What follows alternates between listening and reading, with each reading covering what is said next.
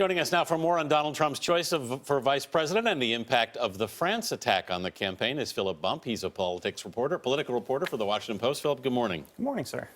Let's talk about the issue of terrorism and national security, because obviously it's back in the headlines again, and it doesn't seem to want to go away. Does that favor, do you think, one of the candidates in this race? It's fascinating because one would think it would favor Donald Trump. Donald Trump has made the instability of the world central to his campaign, to his thesis. He has said we need to do something about this. But we find, for example, in a CBS News, New York Times poll this week that they're actually even on terrorism, even on national security.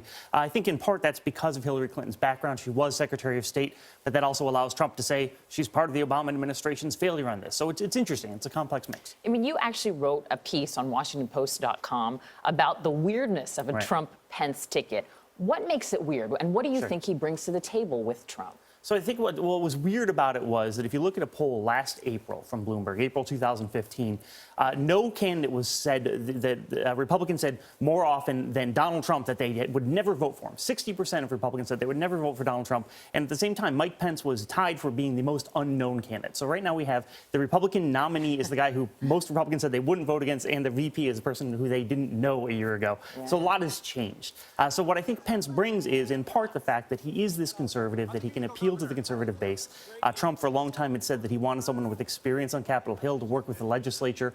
Pence served for a decade in the House. And I think, too, that he's calm. I think that people are worried about Donald Trump and worried about how he sometimes gets frazzled. That is not Mike Pence, and so I think that's advantageous. There's a lot of talk about trying to unite the party with the vice presidential candidate, broaden it at least. Obviously, there's some people not showing up at the convention.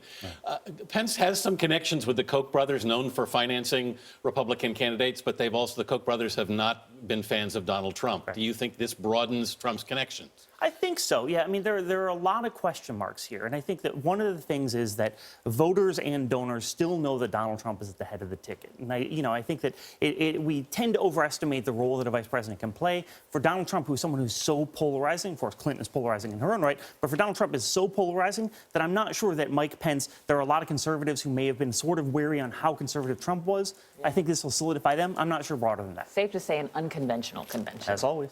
Philip, thank you so much. Of course.